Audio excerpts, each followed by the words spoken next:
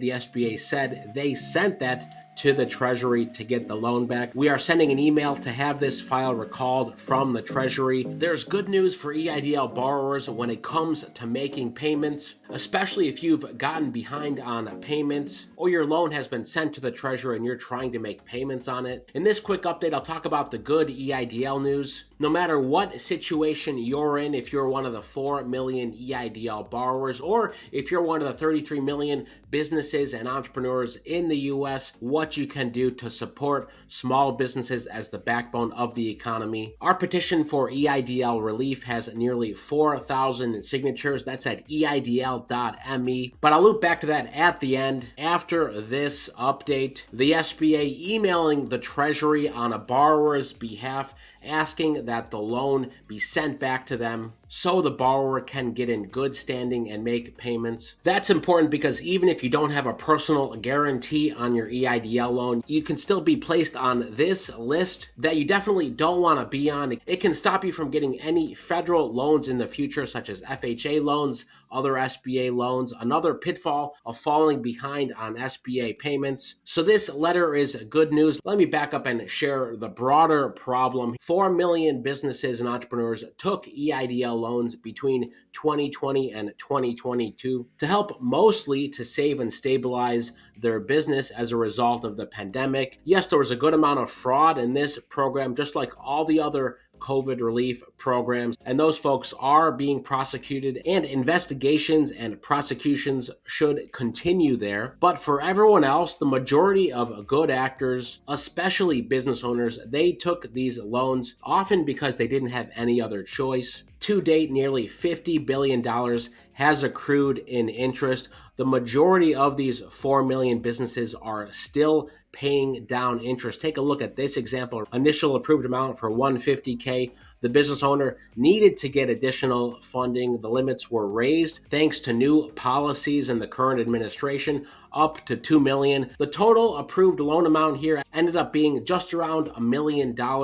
Nearly $90,000 has already been put towards this loan amount, yet the payoff balance is still over $1 million, $1,007,000 to be precise. All of the payments so far have gone towards interest. That's why a big part of this petition at EIDL.me, or the link in the description, is to push for interest relief. Go sign it, or if you don't want to sign it, at least read some of these stories. This is so incredible and powerful to read about how businesses are being impacted and why this help could be a great move if the House and Senate small business committees agree on this and give the green light to the SBA to do something such as eliminating the accrued interest or other creative things, which I know have been discussed, to help EIDL loan borrowers so you don't log into your lending.sba.gov portal and see payment past due, or even worse, be sent to the Treasury, be sent to cross-servicing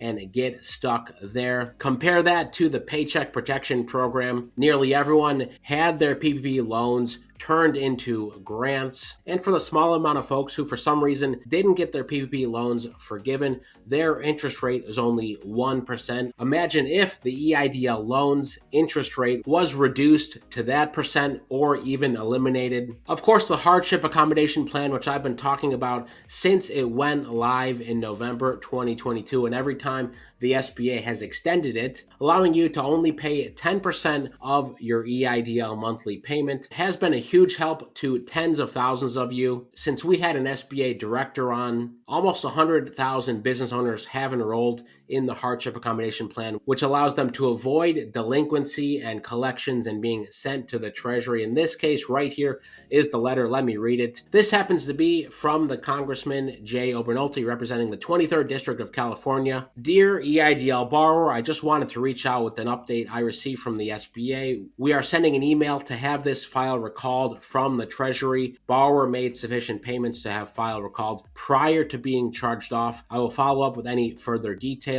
That is what the representative heard from the SBA. The SBA said they sent that to the Treasury to get the loan back. Now, as of today's recording, we still haven't heard from any representative at the Treasury on how they're handling it. I expect something to come out there soon because lots of folks are talking about how quiet the Treasury has been. They haven't issued guidance here, haven't made it clear, even though the SBA has supported getting loans back from the Treasury so business owners can get back in good standing and make regular payments. That's step number one. Step number two, of course, is a long-term solution to help business owners. EIDL full or partial forgiveness. If you have something creative you want to suggest here, put it down. We've made the House and Senate committees aware of this. We're going to formally send this to them very soon, so it's the last call to have your voice heard, and share this with other entrepreneurs and business owners. And if you want grants or other loans, go take a look at the largest funding marketplace in the US on Skip, helloskip.com, or the link below. There's a bunch of grants due soon, and a new $15,000 grant from Skip that's due soon. You can apply in a few minutes here, read reviews, and get insights to improve your chances of being selected as the 15K